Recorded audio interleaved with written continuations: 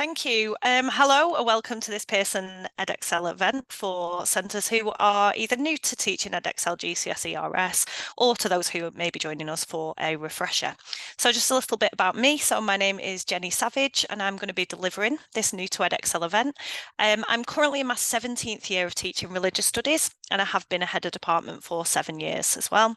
And I've also marked for Pearson for approximately 15 years now, and for the last few I've also been a team leader. So if you do have any questions relating to the RS qualifications, please do get in touch and I will ensure someone contacts you. So my colleague Peter Hodges will be available to answer any questions that you may have. It may be easier to do this in the Q&A box rather than the chat function, just to make sure that Peter can see these and make sure that they get answered as well. If we do not get back to you in this session, then please leave your email address and centre number and we will definitely email you with an answer. So in this event, we are going to be discussing both of our GCSE specifications. So we have Specification A and Specification B, and I'm going to say a little bit more about these as we go through. Okay, so during this hour and a half session will provide you with the information that you need to introduce you to the Religious Studies GCSE with Edexcel, or again to refresh your knowledge. It may be useful for you to have looked through the delegate pack, which includes our specification and sample assessment materials, because I'm going to refer to these during this presentation, and hopefully I will answer any questions that you may have as well. Like I said, if you can put these in the Q&A box instead of the chat, that would be really helpful. Okay, so the structure, question format and style of mark scheme is exactly the same for both Specification A and B, so it's the content that changes. So today we're going to have a look at the choices offered by both specifications and also the marking process as well. So during this, hopefully you'll be able to pick out some possible strategies for teaching the examination, understand question expectations and command words, sources of wisdom and authority and techniques needed. So as you can see on this slide, today we're going to consider the structure, content and assessment of specifications and the support available. We're going to review the content in the specifications and exam techniques, explore the points-based mark schemes and explore the level-based mark schemes, and then also explore possible teaching and delivering strategies as well. So we're firstly going to have a look at what Pearson Edexcel has to offer. So why should you choose Pearson Edexcel Religious Studies? So we're very proud to offer a clear, well-structured specification containing fascinating material. So it really is a specification that can suit everyone. With 2 religious studies specs, you can pick the one that meets the needs of your students. So it has relevant, interesting topics. So our areas of study focus on key questions such as ethics, philosophy, peace and conflict, equality, which includes subtopics such as marriage and the family, crime and punishment, human rights, and matters of life and death. So we're going to have a look at the different options later on. It has a flexible structure, so the specification content is split into 2 different areas of study, and it allows you to pick the areas that are best suited to you and your students' needs and interests. You also have a choice of religion. So you have a choice of 7 religious options and different combinations of these, allowing you to choose the right mix to keep students engaged and motivated through the course. It develops understanding and appreciation. So students will develop an appreciation of religious thought and its contribution to individuals, communities, and societies. It helps develop a holistic understanding of religion, so students will develop knowledge and understanding of 2 religions, enabling them to understand and articulate their own beliefs, the beliefs of others, and their values and commitments. It has accessible assessment, so our exam papers have been designed with a straightforward structure and consistent use of command words in all questions. These question types are consistent across the papers to support teachers and students. It also develops transferable skills for progression, so students will develop analytical and critical thinking skills to enable them to present a wide range of well-informed and reasonable arguments, aiding in their progression from AS and A-level studies. And there's also a dedicated religious studies team to help support you in delivering this course as well. So we do have a clear structure of support and delivery of the GCSE within Pearson. We're aware that teachers may have questions and need advice, so we have a single point of contact who's our subject advisor. Edexcel is proud of their team of experts and their willingness to support you. We're always looking for ways to improve our support, and as part of this, they've recently created the position of subject advisor to be one point of call for all things religious studies, GCSE, A-level, no matter how small or large the issue. So please do get in touch with your questions, ideas and suggestions by emailing teachingreligiousstudies@pearson.com. I will put that email up on the screen later on. So our senior examining team are a dedicated group of assessment and religious content experts with many years of experience. They are also teachers in a variety of schools and universities around the country. So you really do have experts there for you when you need them. Okay, so first of all, having a look at the two specifications that Pearson Edexcel offer. So you do really get to choose the best route for the needs of your school and your students. So as previously mentioned, it might just be useful for you to have to hand the specifications and the examples of past papers mark schemes, because I'm going to refer to these during the presentation. So you can find these in the resources area, and this is actually on resource 2. So I will just give you a minute just to have a look at those, download those if you haven't got them.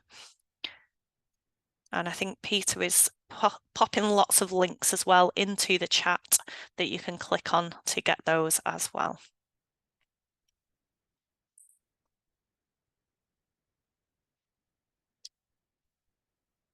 Okay, so we're going to have a look at the two specifications, and we're going to have a look at Spec A and then we'll have a look at Spec B. So when we wrote the specification, faith groups requested that it was possible to follow an in-depth study of just one religion.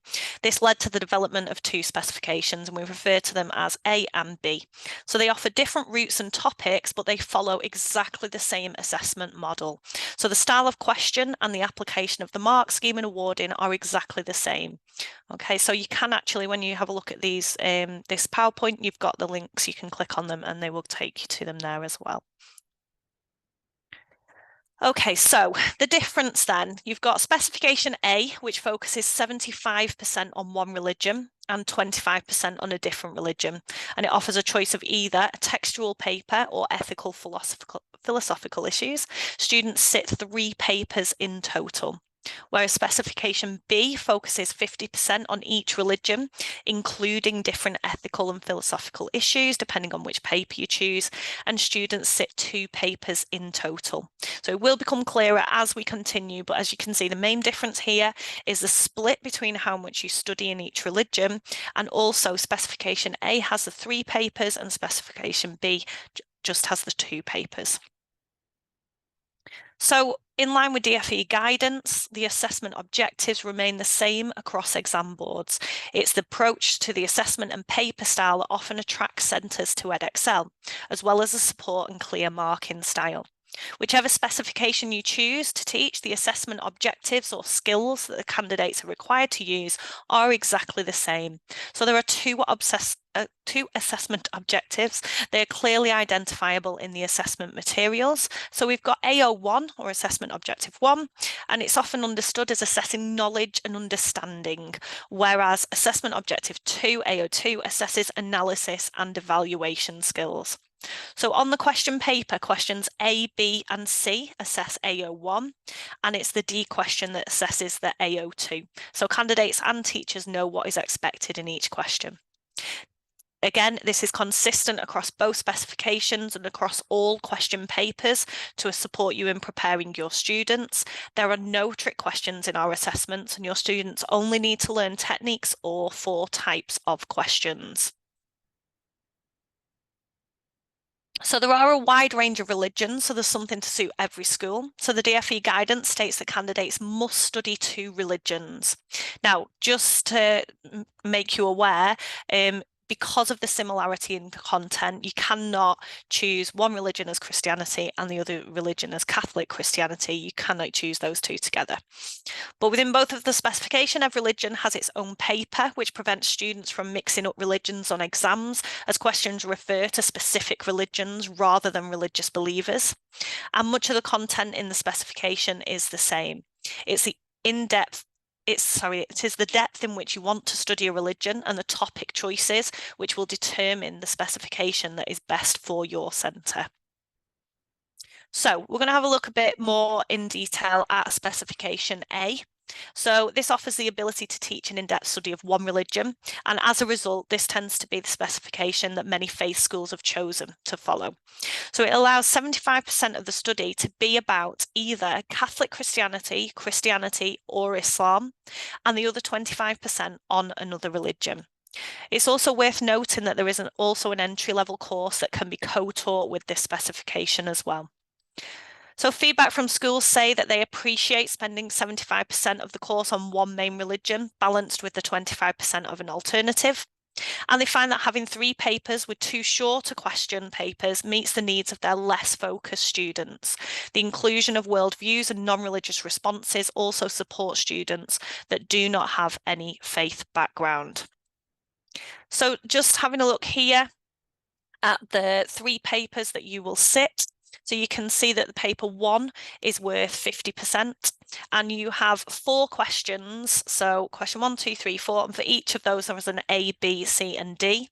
And then paper 2 and either paper 3 or 4, which we'll discuss in a minute about the different areas of study, you have just 2 questions. So question 1A, 1B, 1C, 1D, and then 2A, 2B, 2C, 2D. So there are 4 parts which are called areas of study, and that corresponds to the different examination paper. So area of study 1, as I said before, is Catholic Christianity, Christianity, or Islam. Area of study 2 is Catholic Christianity, Christianity, Islam, Buddhism, Hinduism, Judaism, or Sikhism. Obviously, like I said, if you're choosing Catholic Christianity in the first, you can't choose Christianity in the second, and vice versa. So the last 2 areas of study allow a choice of the third area. So area of study 3 is philosophy and ethics, and area of study 4 is a textual study with a choice between St. Mark's Gospel or the Quran. So the third choice must be the same religion chosen in area study 1. So for example, if in area study 1 you are choosing Catholic Christianity or Christianity, for the textual study you will then study St. Mark's Gospel, and if you are choosing Islam, then you will do the textual study, which is the Quran. So area of study 1 is available, like I said, for Catholic Christianity, Christianity, and Islam. So the examination paper makes up 50% of the marks for the GCSE, and it is 1 hour and 45 minutes long. So it does contain 4 sections, or the 4 questions, make an in-depth study of faith and practice of one of the religion, and each of the 4 sections is equally weighted. So the 4 sections are beliefs and teachings, practices, sources of wisdom and authority, and forms of expression and ways of life. So each of these has within the specification 8 components, and this is what you must teach. If it's not on the specification, you do not need it. So I will show you later on how the specification looks for each of them, but there are 8 topics within each of these, or 8 subtopics within each of these. And like I said, you will have question 1 on beliefs and teachings, and then we'll do an A, B, C, D, section 2 practices, an A, B, C, D, and so on. So area of study 2, paper 2, like I said, you've got your choice between the different religions, apart from choosing both Christianity and Catholic Christianity as a combination. And paper 2 makes up 25% of the marks for the GCSE, and this one is 50 minutes long. In the examination, there are just the 2 sections, which is beliefs and teachings and practices. So these are the shorter examinations, which might be better for those less focused pupils, and there are 2 of those. So then we've got area study 3 and 4. Again, this one will be 50 minutes long, and it's worth 25%. And like I said, you can either do the philosophy and ethics paper, and you will do the existence of God and marriage and the family, Or you can do the textual papers, which are unique. They have the same examination structure, though, as this is consistent across all papers. So they cover in St. Mark's Gospel, who is Jesus, and the nature of discipleship. Or if you are doing Islam and the Quran, you can do 2 sections, which are the beliefs and teachings in Islam or the lives of the prophets. So you cannot take the philosophy and ethics paper and the textual studies paper. So you will do area study 1, then you'll do area study 2, and then it's a choice then between 3 or 4. Okay, so that is A. Like I said, if you've got any questions about the specification A at this point, then feel free to put them in the Q&A box. Any issues so far, then please put that in the chat. Okay, so now moving on to specification B. So this allows the equal study of 2 of the 7 religions that you choose and contains an area of study that link to different ways that the religion is lived out in today's world. So as you can see here, there are 3 different areas of study within specification B. It offers the opportunity to study 2 religions equally, and both are worth 50% of the qualifications. So you've got your 3 options of areas of study from which you only choose 2 for your students to study, and each are examined by a written exam. Again, each paper has 4 sections split into smaller questions. So you'll have 1 A, B, C, D, 2 A, B, C, D, and so on. And there are 8 components or subtopics that they will study for each section. So once you've chosen your 2 religions, you then need to choose an area of study to focus on for each of those religions. So there's 3 different areas of study, which then gives you a choice of which issues and topics you wish to teach. So we're going to have a look at each of these in turn now. So area of study 1 is a religion and ethics paper. Regardless of which area of study you choose, they are worth 50% and the paper lasts for 1 hour 45 minutes. Again, you can choose one of the 7 religions. Again, you cannot choose Christianity and Catholic Christianity as a combination across the 2 papers. So alongside a study of the beliefs of the chosen religion and how this faith is lived in today's society, the area of study looks at the themes of marriage and the family and matters of life and death through the lens of the chosen religion. Each of the 4 sections is equally weighted and it's assessed as in an examination paper, which is 1 hour and 45 minutes long. So what you're going to notice is that sections 1 and 3 on all 3 of these areas of studies are always beliefs and living the religious life. And it is just sections 2 and 4 that change. So this is maybe will be what makes the decision for you of which ones you want to study for your students. So area of study 2 is religion, peace and conflict. Again, 50%, and you have a 1 hour 45 minute. Once again, you cannot choose Christianity and Catholic Christianity across the papers. And this time, obviously, we've got the beliefs and we've got the living the religious life, but the 2 topics that are in sections 2 and 4 are crime and punishment and peace and conflict. Okay, so again, each of the 4 sections equally weighted. You will have section 1, which is your belief section. They will do an A, B, C, D. Section 2, crime and punishment, A, B, C, D, and so on. I think this really helps with having that sense of security and familiarity with the question styles. So finally, we have area of study 3. So religion, philosophy and social justice. Again, you can see it's exactly the same with 50%. The exam is 1 hour 45 minutes. And this time section 2 is philosophy of religion and section 4 is equality. So with that in mind, what you need to do once you've chosen your specification and your 2 different religions, we're going to have a look at a few of the notes that we need, key points that we need to take note of. So really easy. First thing you do is you are going to choose your specification. Or do you want to do an in-depth study, 75% of one religion and 25% of another? Or do you want to do two religions, 50% on each? Once you have done that, you are then going to choose the two religions that you want to study.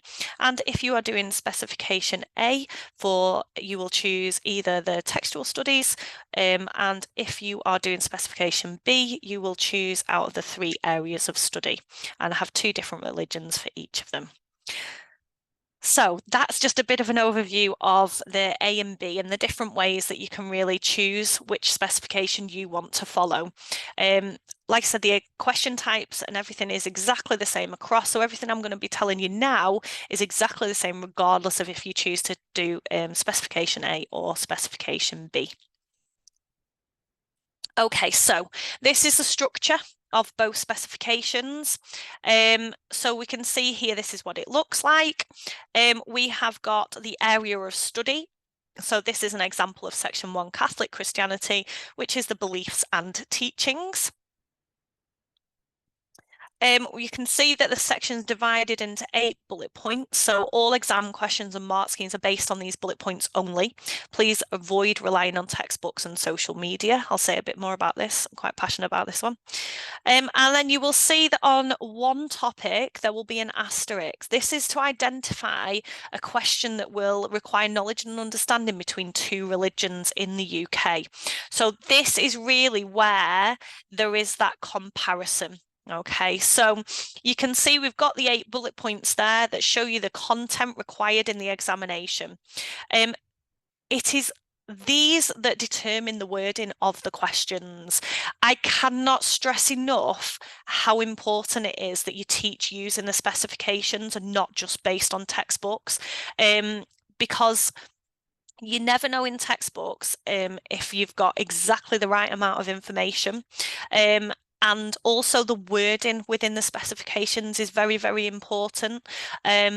You will see that any exam question that has been asked, and that's part of the SAMs or any past papers, the wording will have come from these specifications. I give the specifications to students, and when they ask for a revision list, this is what they get. I want them to know the wording of the specification. They can tick off when they know things throughout it. Really, really important that you really follow these specifications. Just to note as well, every year they will look at these specifications and make sure that they are fit for purpose, that words don't need slightly changing, phrasing doesn't need changing, or different examples that are used need to be added or taken out.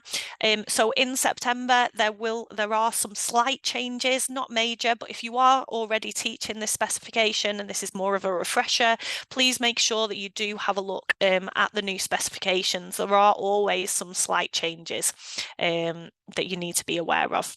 Okay, so just a quick note again about that asterisk. So next to certain bullet points, this one's belief about the afterlife and their significance, and it could also be the practice and significance of worship.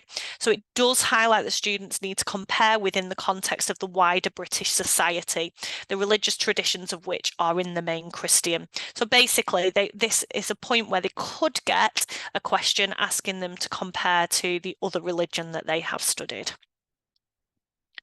So assessment. The assessment style, as I've said before, is exactly the same for both specifications. There are 4 types of question.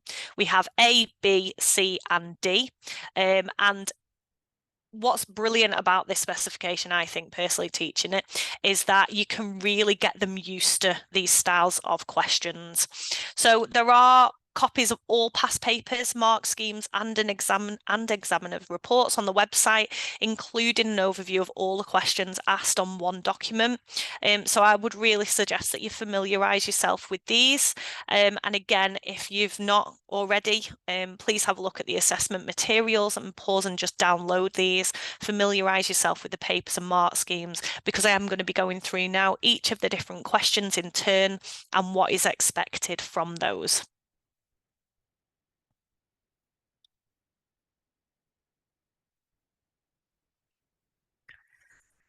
Okay, so So like I said earlier, there are 4 parts to each section on the exam, A, B, C, D, and we're going to have a look in a little bit more depth at these now. So the A questions will use the command word outline, and they will ask candidates to outline 3. So these require candidates to provide 3 one-sentence answers to the question. They should be one sentence as they are asked for an outline.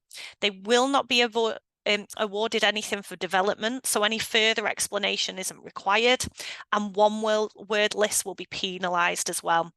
We will have a look at an example in a moment. So there are rare occasions where candidates will be asked to state 3. These actually don't need detail and can be presented in a list. So state will only be asked with reference to religions in the UK, so it is actually very rare. So again, it's a difference between the terms state and outline. Outline needs more and they need than just words. Outline 3 features, ways, beliefs, responses, events, reasons, teachings, elements, types, or other terms appropriate to the topics within the specification. So there are examples on past papers and some materials online.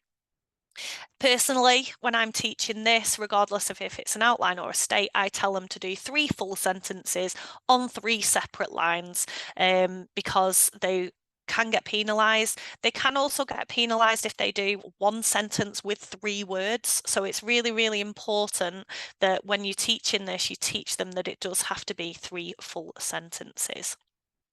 So here we can see the mark scheme, and like again I've said, this goes across both specifications. So we can see that this is marking AO1, so knowledge and understanding. So it's really straightforward. Correct information in a full sentence gains a mark, and they can get up to 3 marks. So they cannot get more than 3 marks. They might write 8 things, and yet they're still only going to get 3 marks if they do it in 3 full sentences. So if it is a list, like I said, if they get all 3 points right in a list, they can be awarded 1 mark. However, if one of them is wrong, then they do not get any marks at all. Again, there is no mark for developing an answer either, and examiners will read the whole answer and give marks up to the maximum of a possible 3.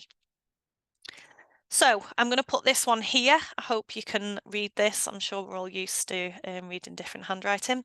So I'm going to just pause and let you have a read of this answer. And if you can just pop in the chat box, how many marks would you give here for this answer?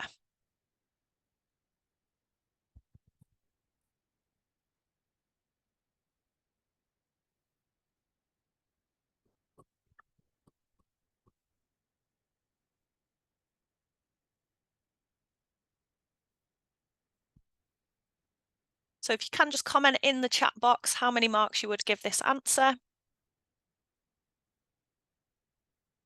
Thanks for starting it off, Zainab. I always think it needs one person to start it off.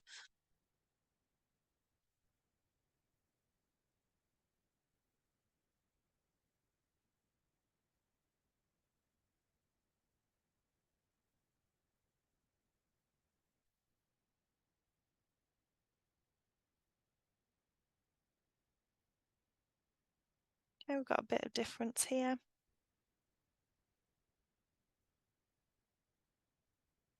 Anyone else want to comment?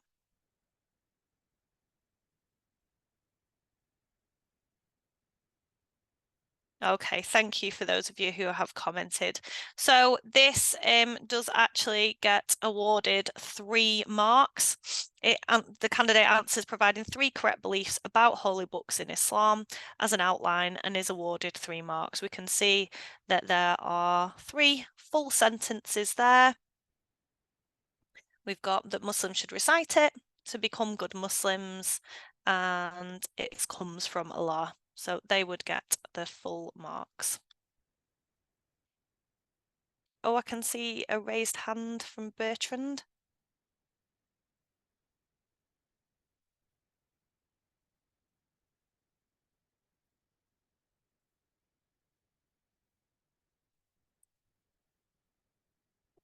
Any question?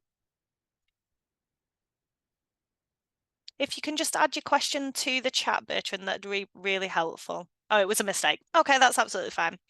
Okay, so here we've got another example. So we've got an outline, 3 objects found in a synagogue. So here we've got 3 correct things. However, this would only get 1 mark. So this is an example of where a candidate is providing a list. So all 3 are correct. However, if they had written 1 object found in the synagogue is the Torah, 1 object found in the synagogue is the yad, and another object is the pulpit, then they would have got the full mark. So it's really, really important when teaching this that you teach them to do those full sentences. Okay, so moving on to our B questions. So again, used across both specifications, and in this question, it will ask candidates to explain to or describe to. So I'm going to start with the explain. So they're required to provide 2 developed points. Now you might teach this as PEPE, okay, but they can do point explanation, or they could even do point evidence. As long as they are developed correctly, then they can get the marks. When describing, this is where we saw the asterisk before. It will only be on these questions. So the candidates will be comparing 2 religions in the UK across this component. So like I said, it is highlighted in the specification. So you will know what question this could be asked for. So candidates will receive 1 mark for each correct point and a further mark for the development of the point to a maximum of 4 marks. So development is just giving extra information about the point being made. It can be more explanation, an example, or it could be a quote as well. So here we've got the mark scheme. You can see there's a pattern building here. The outline question asks for 1 sentence, making it a correct point 3 times over. Here in the B mark scheme, a single sentence would gain 1 mark. To gain the next available mark, it needs to be developed, and they need to do that twice. So when we're asking for development, the examiner's looking for something that extends the answer. As mentioned already, it could be more of an explanation, it could be an example, it could be a quote. So when teaching B exam techniques, remind students that they do not need to write a lot. Often full marks can be achieved in 4 well-written sentences. So I'm going to show you another example here. If you can just comment in the chat how many marks you would give this answer. So this B question asks candidates to explain 2 beliefs about life after death in the Bible. So again, if you can just message in the chat, that would be really helpful. How many marks would you give this one?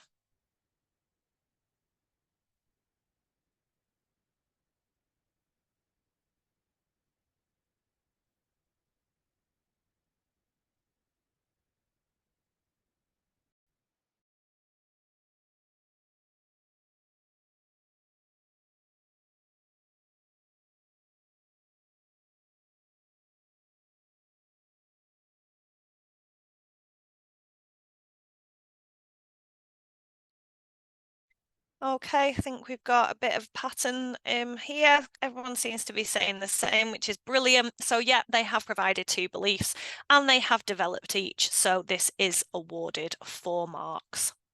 And there you can see where those marks are. I'll just give you a minute just to read that again.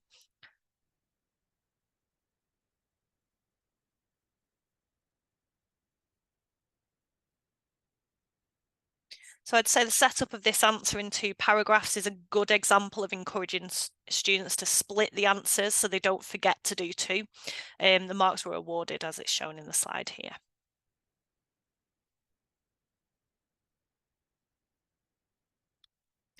Okay, so the C, again, exactly the same across both specifications.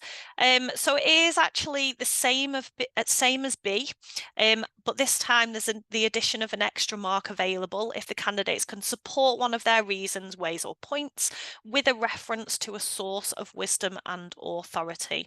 So the source can be either a quote or a paraphrase, and it must be used as part of the reasoning in the answer. They can't just suddenly tag it on at the end. I know a lot of my pupils in every single Christianity answer will definitely try and shoehorn in love thy neighbour, but they're not going to get the marks for it if it's not relevant to the actual answer that they've given.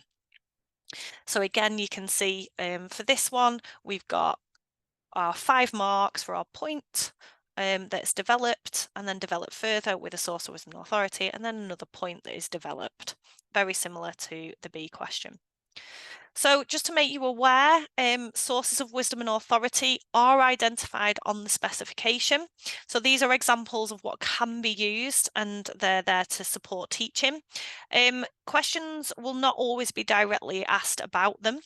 They are also not the only sources of wisdom that can be used. So any recognised source of wisdom within the tradition that you study will be credited if it develops the answer. So there are always examples within the specification. I tend to stick to them. And then maybe for higher ability pupils, you may want to add a few more different quotes in there from the Bible, for example, if you're doing the Christianity unit, from the Quran, if you're doing the Islam unit. You can also use things like the Catechism and so on. So they're just suggestions, and they don't need to learn them off by heart. They can paraphrase and they will get the marks for it as well. So just when marking, this is the advice that examiners are actually offered, which is probably worth noting for your students. If you're unsure, check it using a search engine. This is the thing that I tell my students all the time. Please do not spend time making up a quote, because I will literally just put it in a search engine, and if it doesn't come up, you're not getting the marks, and then they've just wasted time that they probably could have used in the rest of the exam.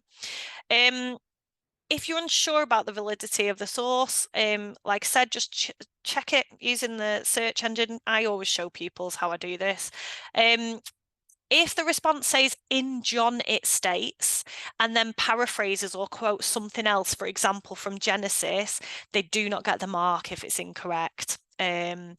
If it uses a paraphrase and then includes John 1:18 in brackets, for example, incorrectly, the paraphrase can be awarded and the bracketed reference can be ignored. If a candidate quotes Jesus and it was Paul, or vice versa, and the quote's not accredited to them, it will not be credited. They will not get the marks. They do not have to reference a quote word for word. If the examiner recognises it, then they will get the mark. If a candidate gives the right book but the wrong chapter or verse, then the reference can still be awarded the mark. There is only one mark for the source of wisdom and authority. The rest is for points and developments. So they need to get 5 correct elements to get 4 marks. That means if they answer the question exactly the same as a B question, then they'll lose out on 1 mark.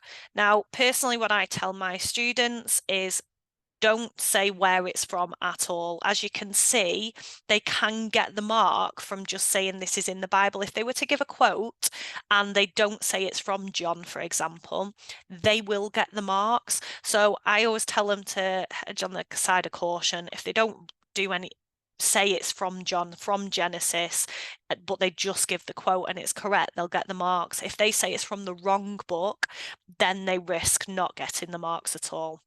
But again, I think it is worth saying that the quote's only worth 1 mark. This is what I say to pupils. If you can't remember it, please don't make one up. You're wasting your time. And at the end of the day, you'll only lose out on 1 mark.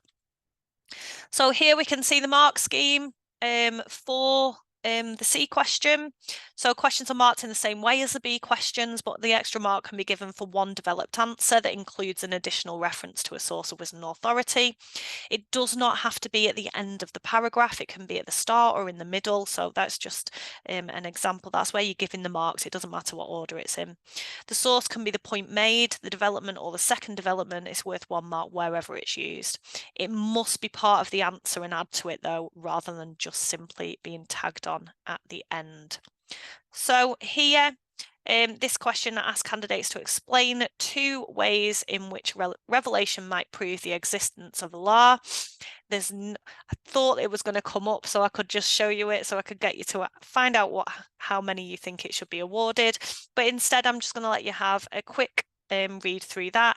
You can see that it is worth 5 marks, so you can see how it was awarded, and you can see that in this one the source of wisdom and authority is part of the answer in the second paragraph, which demonstrates the candidate's understanding. It's not just tagged on at the end. So I'll just give you a few minutes just to have a quick read of that.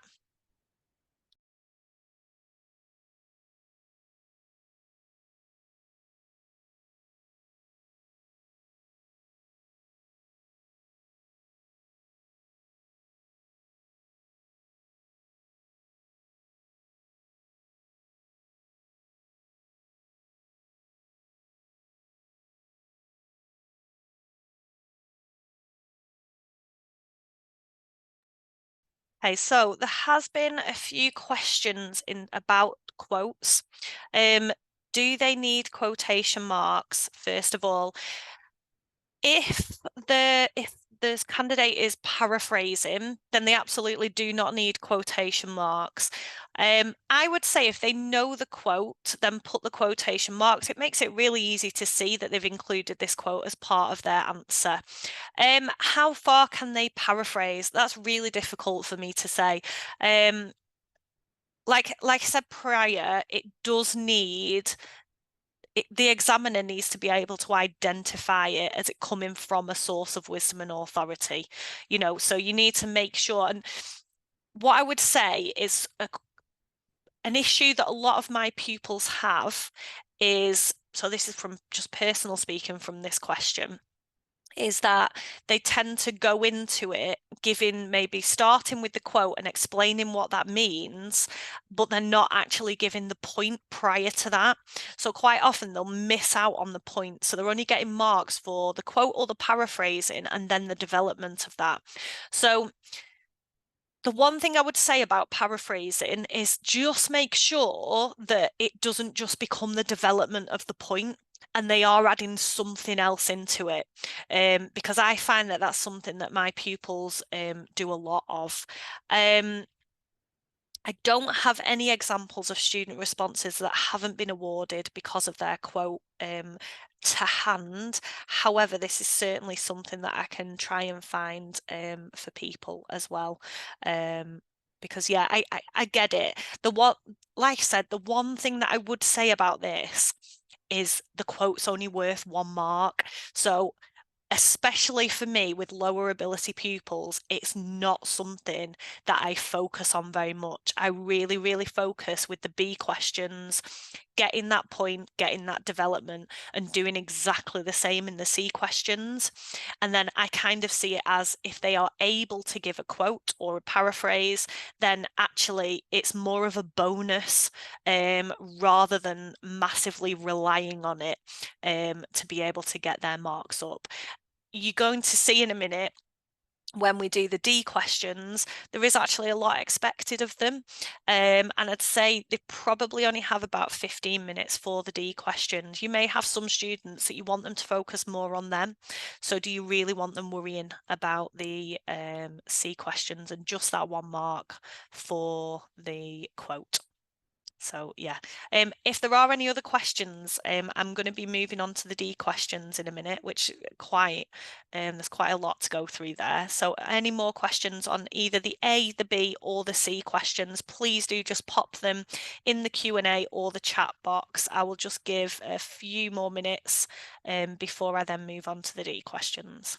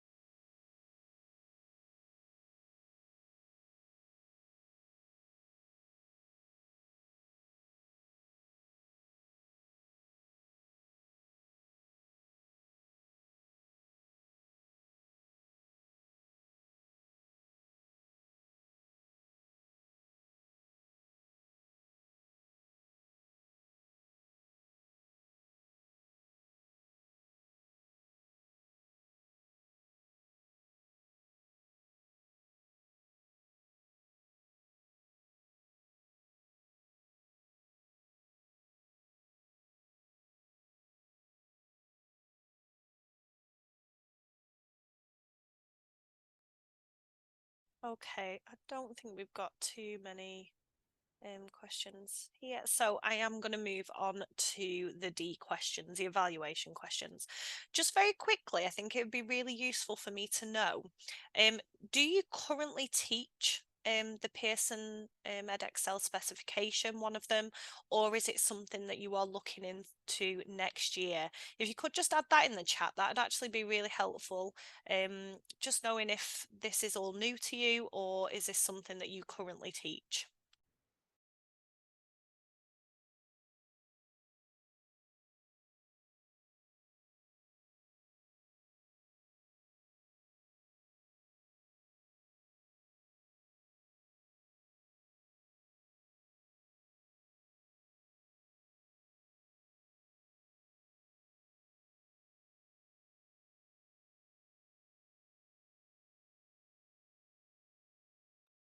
Okay, so we've got some people teaching it completely new. Some people who've inherited this specification. Hopefully, Hayley, I do think you'll find it nice and easy to teach. I love teaching the specification. Taught in the past, but teaching in a new school in September. Okay, brilliant. And we've got someone who's currently teaching it. Okay, so quite a mixture.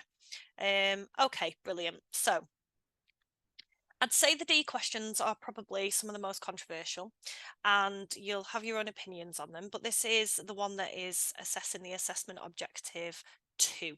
So we've looked at currently the A, B, and C questions.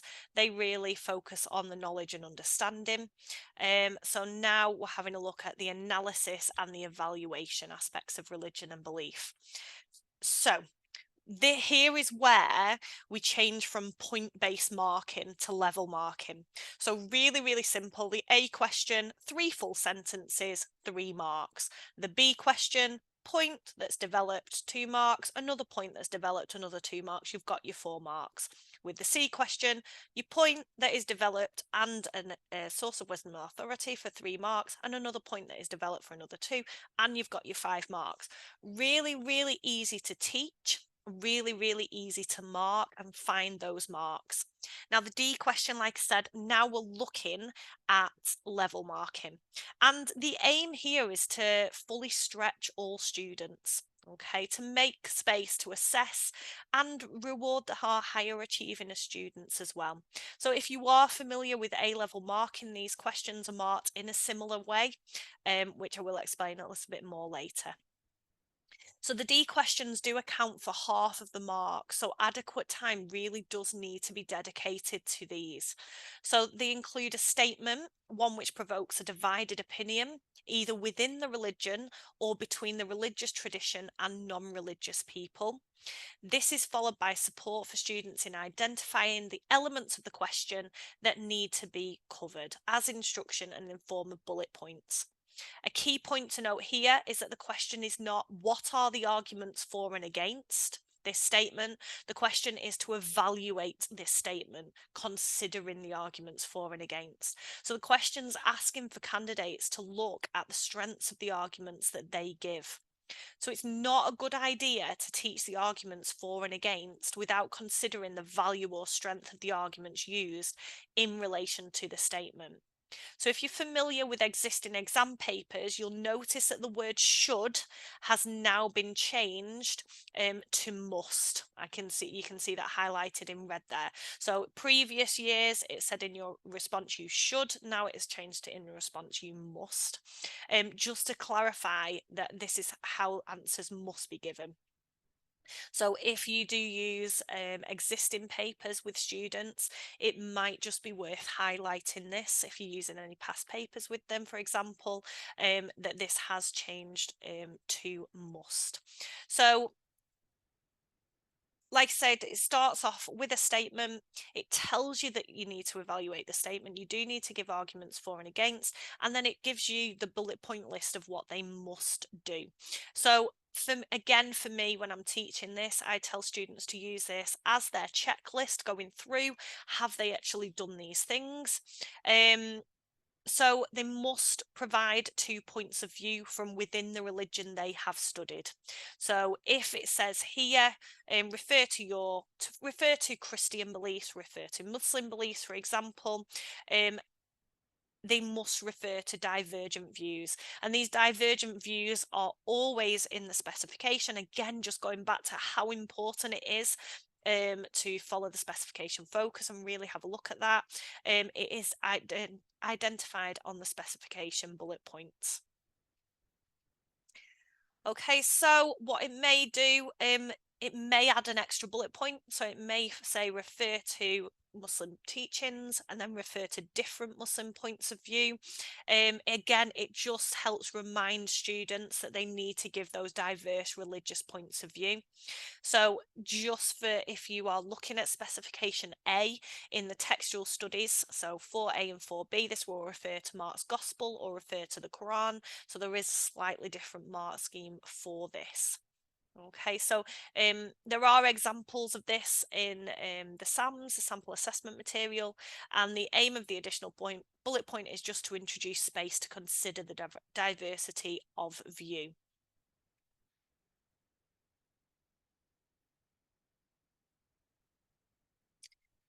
So it can also ask in the bullet points to refer to non-religious points of view.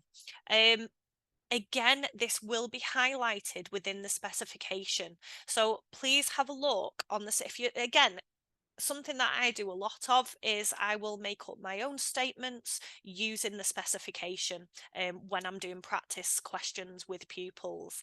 Now, I will always, if I want them to include a non-religious point of view, make sure that that is actually on the specification, because a question will not ask you to refer to non-religious points of view unless it is on the specification.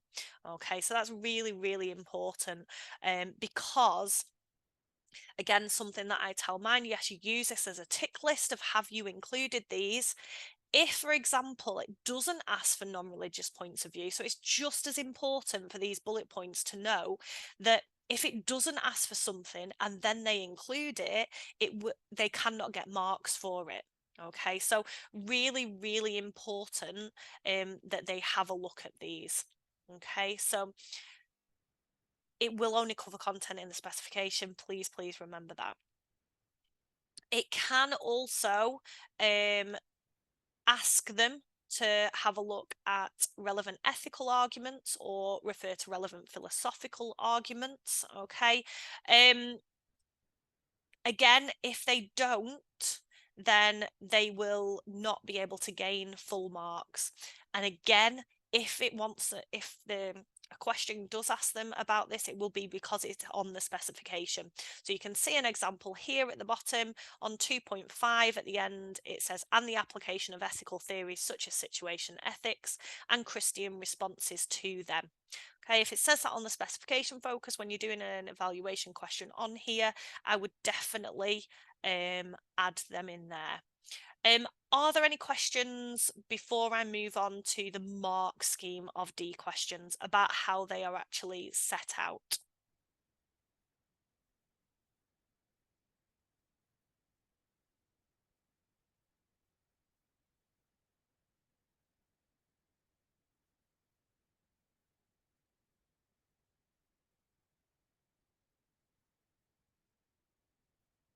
So any questions at all, how the questions are written out about any of the bullet points at all?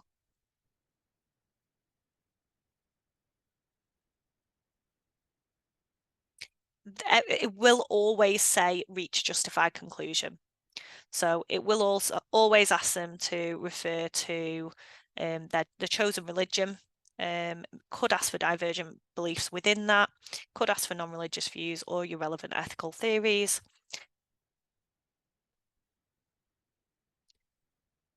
Nadia, so the question, sorry, do you mean the ones on the specification focus that have the asterisks next to them?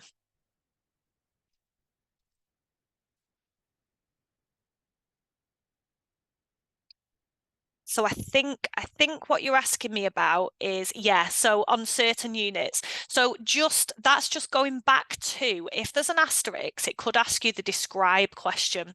So this could be the B question. These are majority of the time explain 2 questions. However, they could ask you to describe, and that will ask them to describe, I think, if I'm right, I need to go back to it in a minute, but I will double check for you. It will be about life after death. So they will, for example, so I'll use my centre as an example. We teach Islam and Christianity. So they could ask them to describe the differences between the beliefs in on life after death in Christianity and another religion that they have studied.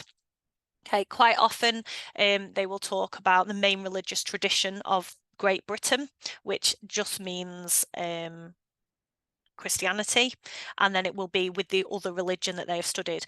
Just so you know they will never be asked to compare religions within an evaluation question.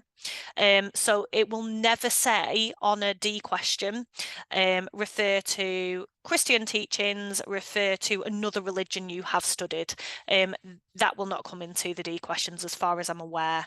I think that's right, Peter. Can you just clarify that for me? I'm pretty sure it will only come into the describe questions. So if you just want to have a look back on slide 23, it does show you the point on 1.8.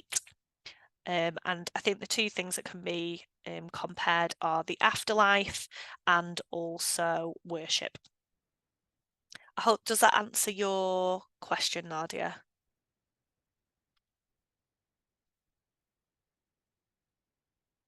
So yeah, it's only on a describe question, which will be a B question, and it will never be on a D question. So you don't need to worry about them having to evaluate anything between two different religions. It will just ask for divergent views within that religion, and it will quite often ask them to compare with non-religious views as well. Okay, so the assessment. So we're going to have a brief look at marking and use of levels for the D questions. Just to let you know, there is a lot more information, examples of D items available, including specific training and further examples. So it has very recently changed in summer 2024. So you do need to make sure that you are looking at the current information. The mark schemes are so much more easier to understand now. And there is so much training out there. It's been really, really useful for me because obviously it's changed for me as well, and I've taught it this year. So yeah, please do have a look at those. So like I said before, we're now looking at our level-based mark scheme. So this is newly updated for 2024. So in a D question, we're assessing AO2, analyse and evaluate. If you use past papers and mark schemes, please be aware that the levels and their application are different. So the mark scheme that you see here could be different from past papers. So please make sure that you are using the most up-to-date. So for this question, we are looking to see if candidates can use their knowledge and understanding to evaluate the statement and consider the arguments.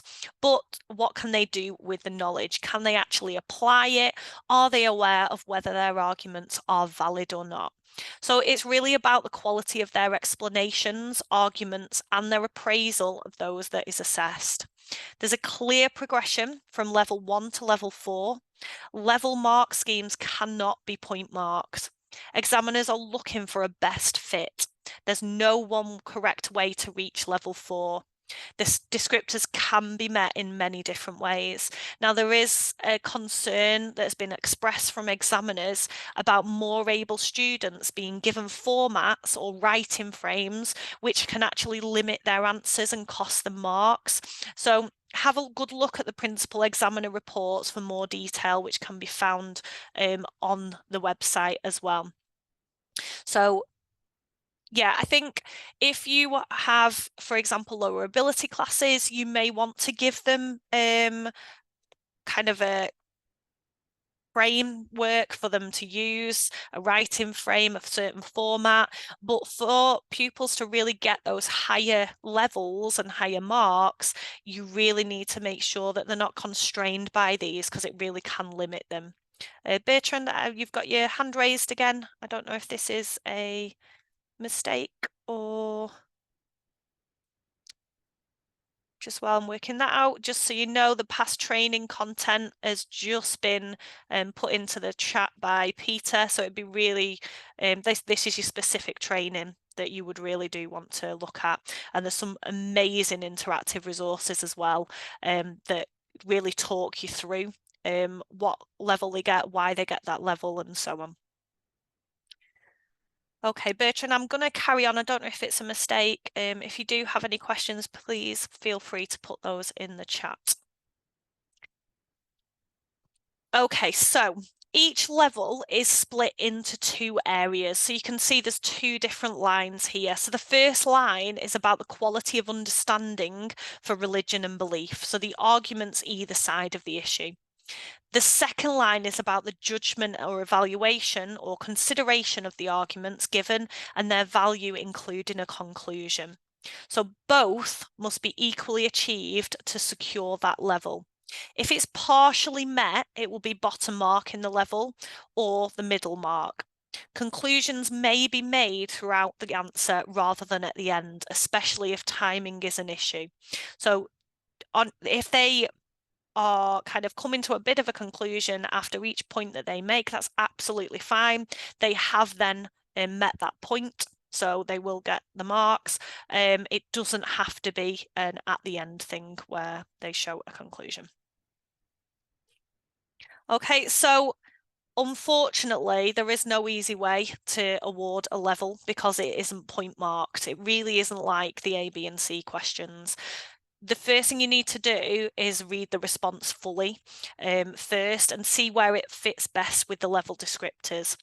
It may be completely fulfill the level descriptor. If that's the case, then as examiners, we're asked to check the level above. Does it fit a higher level?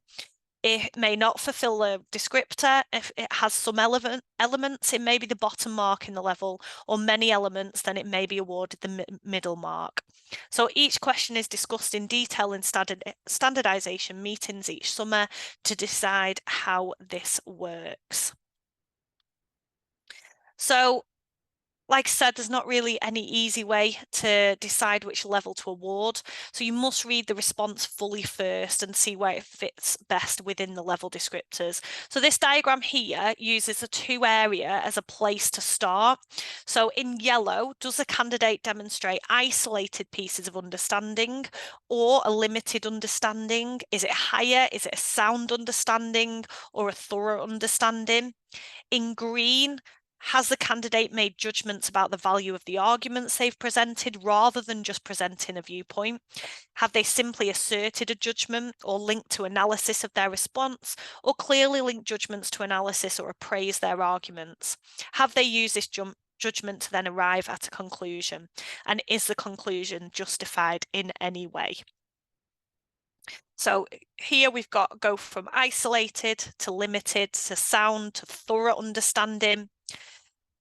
Judgments are asserted without clear links or some links to, clearly linked to, or there are appraisal of the arguments. This is kind of what you need to do when you're reading that whole answer to see where the best fit is.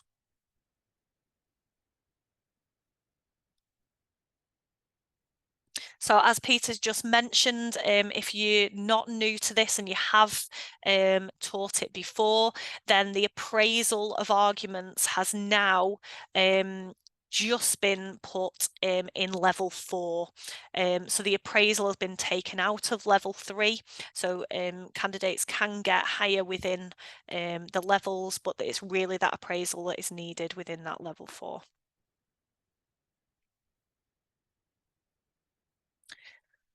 Okay, so there are 2 descriptors in each level, like I said. So the first one addresses the presentation of the arguments for and against. So these are about the statement, okay? The second line is about the consideration of the argument itself. So the candidate makes judgments about the evidence leading to a conclusion. So in your delegate packs, so you will find links to the training material in relation to the recent amendments made to D item evaluation questions, and there's a series of exemplar packs. You can also find this guidance and example of D questions which have been marked by senior examiners on the website. Unfortunately, I'm not going to have time to go through them today. However, the process that I've described now is applied to all of these examples. I would massively suggest you having a look in the chat. Peter has put links in there to all of the different assessment guidance, all of the different D exemplar and the training. And that it will really, really help. I mean, personally, I think the best training you can do is to become an examiner yourself. Personally, I think it's the best CPD for me, and it really does keep me up to date with it, because when I'm marking for the exam board, I can then take that back into my role as both a teacher and a head of department as well. I can use the standardization process and use that with my team. But the training is something that I have got all of my team to do within my department. It's really thorough, and the interactive one in particular, I think is really, really good, because you can go on, you can have a look at the mark scheme, you can have a read of the answer, have a go at what you think you would give it, and then it takes you to a YouTube video, which really goes through and explains everything. And there's lots and lots of different examples on there for all the different religions as well. So yeah, really, really useful. I'll take on praise acts well, but has poor conclusion. Would it significantly? So, sorry, just having a look at question from Zainab. If, for example, students have articulated and praised arguments well, but has a poor conclusion, would it significantly affect their level? I would say, I mean, it's really hard to say without actually seeing an example, but I would say if students have articulated and appraised arguments well, kind of within that, they'll be coming to little conclusions anyway. So you probably find that those conclusions are kind of throughout the answer. So I wouldn't say it would significantly affect their level. Obviously, I would say they're not going to get the highest of marks if they're not coming to a justified conclusion. And I think that's the main point, is that it needs to be justified. But I tend to find with my students, if they're articulating and appraising their arguments well, then they're kind of justifying their conclusions anyway. So yeah, and again, it is all about that best fit, about where it fits within the levels. But yeah, I would say.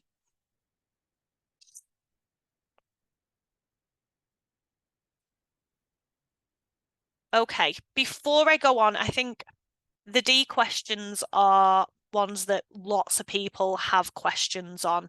And I think it is difficult, because when you point marking with the A, Bs and Cs, they are very, very easy to do. I think with the level marking, it's something that actually English teachers have been doing for a very long time, and it's not that easy, and it is that best fit judgment that you need to make. I do think the new mark scheme that is out now has made things a lot easier. I am just going to let you I'm just going to give you a few minutes just to have a look at the links that Peter has put on. Just even if you just click on those, so you've then got the links for a later date, and also just to ask any questions within the chat, because I think this is like I said, the area where people tend to have the most questions and need the most support. So yeah, if you have any questions at all, please just ask in the chat. I am going to give it a few minutes. I'm also going to give you a few minutes just to download everything that Peter's put in the chat as well, because they are very, very useful. Peter just said as well that Pearson are planning to offer further D question live events in the next academic year as well, so they will be really useful. But yeah, please just take some time now just to download all of the things that Peter's put on the chat.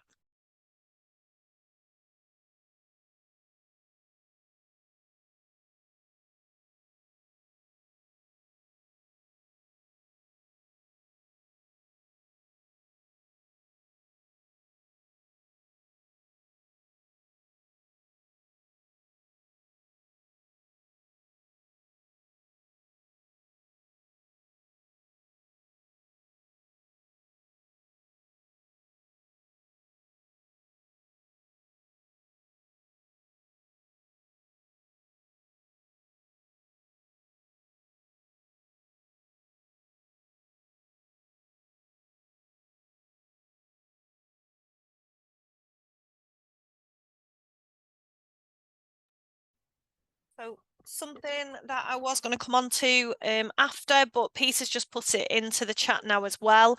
There are monthly free resources and updates that are fantastic, and it does keep you up to date with everything. So, for example, the last update that went out mentioned about the slight changes in the specification. So I would absolutely, if you do nothing else, is click on the latest link that Peter's put on and just sign up for those updates so that you are getting them regularly. And also on there, it will tell you about different training and anything else that changes as well.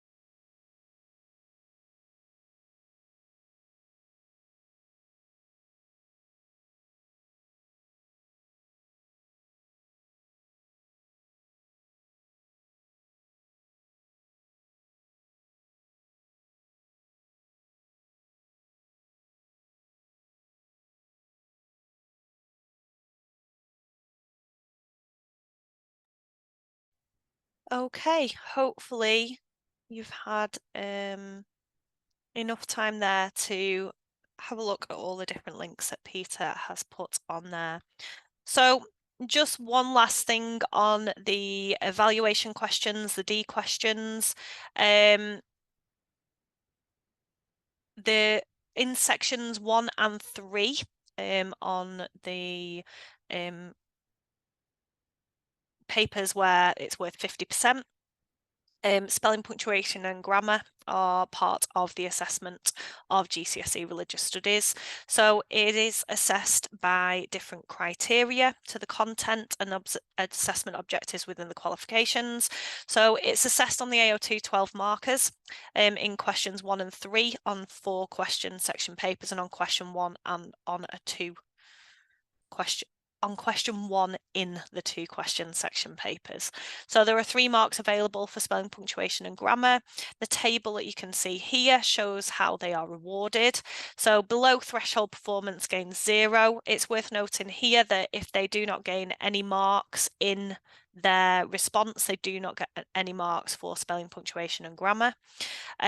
Threshold performance gains 1 mark. Intermediate gains 2 and high performance gains 3 marks. So as with the guidance for D question item evaluation questions, in your delegate packs, you will also find the link to guidance document for the application of spelling, punctuation and grammar marks, which you may find useful when determining the mark awarded for spelling, punctuation and grammar in the applicable D questions. So there is a new SPAG resource that Peter has just shared.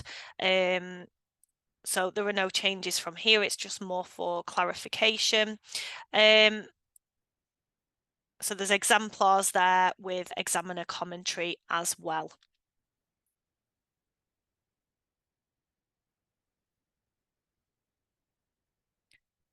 Okay, so I am just going to summarize the key points. I realize that I have thrown a lot of information at you there. However, those links should really help you. I will have a few more minutes towards the end for any questions that you may have, and all of these slides will be available for you as well. So again, I can't stress enough how important it is to use the specification terminology in teaching and preparing candidates for examinations. So the language in the specification will be used in the examination questions. So candidates need to be familiar with the language of the specification. Please use the most up-to-date specification. Like I said, I put it personally, I will put the specification on PowerPoint slides that I'm using within lessons. That's how I introduce the topics to them. And also, I will give them to pupils. They can use them for a tick list. Do they know everything within it? If they come to a word that they don't know, then they can research more into that. They can do more revision on that. Candidates should write in full sentences for all questions on the paper. Candidates need to read the question carefully and answer the question asked. I always get mine to underline key terms, underline what it's actually asking them to do, so they're actually answering the question. When a candidate uses a source of wisdom and authority, it should be integral to the candidate's answer and used accurately, not just love thy neighbour tagged on the end, as many of mine try to do. And judgment and appraisal on the value of arguments is essential on the D questions. So that is a bit of a summary. So places that you can get Pearson Edexcel material and advice. So the Edexcel website contains lots and lots of material which has been checked by senior examiners. There's loads of support documents there to help you deliver the course, which includes course planners, key terminology, examiner reports, and also schemes of work. So earlier this year, like I said before, there's published some specific support about those D exemplars and examiner guidance, which I would really recommend that you review. And Pearson are regularly updating the support resources, so please check the website, and please, like I said before, if you haven't done so already, have a look in the chat where Peter has put a link on there for signing up to the updates, which will just mean that you are updated at all times.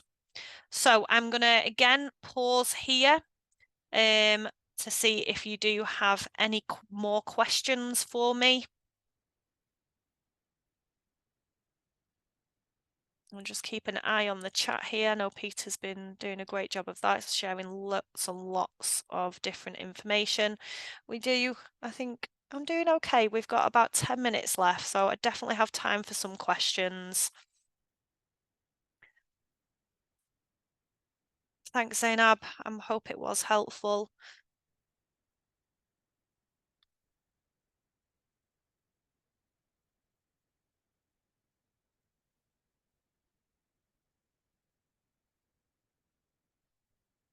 So any questions at all, going back right to the beginning, obviously about choosing the different specifications. Brilliant. Yeah, I hope you do look forward. I absolutely love teaching it. My main role is as a teacher and a head of department, and personally, I wouldn't teach any other specification. I find it really, really supportive. I find that the help's there, and there's lots and lots of these events that will be going on throughout next year as well, because I know because I've been dragged into doing a few more as well. So if you haven't minded the sound of my voice, hopefully you'll be able to come on some of those as well. But yeah, please just sign up.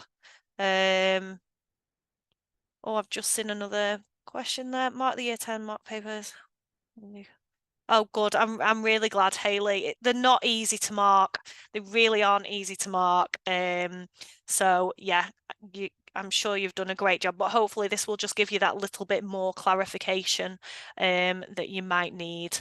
And like I said, that the D exemplars that have been new for 2024 really are fantastic. I got all my team in my department. We all sat down and went through those as a CPD session. It was brilliant. Past papers with the old levels, could use the old one. I would move everything onto the new level descriptors, because actually what you'll see in the mark scheme is that you get indicative content. So this is what they could have written, and then you've got your mark scheme, which then has what we've just seen about how they get those marks for what, not the content that they've written, but how they've written it. So I would use, in past papers, you can absolutely use the new level descriptors, and I would encourage you to do that as well. Okay, so I have just got last few slides for you with a little bit more information. Please note down this email address. If you use Twitter, please add EdexcelRS onto Twitter. you can ask any question, big or small, to this email address, or you can phone, and the subject advisor will get back to you. Again, if you haven't already, I know I keep saying it, but please, please sign up to receive the subject advisor updates. That's probably the best thing that you can do to keep you updated with all of the relevant information. And finally, for any more courses, and there are lots that are going to come up, future training courses, if you go to the Pearson Professional Development Academy, you will find lots and lots of different courses there, all different ones that are coming up. And I think, so in the autumn, there are some more exam insight events coming up as well. There's been a few of those happening recently, but there's lots more coming up. But again, I know I keep saying it, you'll be sick of me saying it, but if you sign up for the updates, you will get information about all of those as well. Yeah, and we are going to be doing some events discussing the performance from the exams that have just been taken. So I think if you have been teaching this, they'll be really useful. But if you haven't, it'll give you a really good insight into the actual exams that have taken and the performance of those. So yeah, I have gone through everything that I wanted to go through. I still have 8 minutes left, so I'm going to be around if anybody has any more questions at all about which specification to choose, the exam questions and how to mark or to answer those, or anything else that I can maybe help with. But thank you so much for attending, and I hope you've found it useful.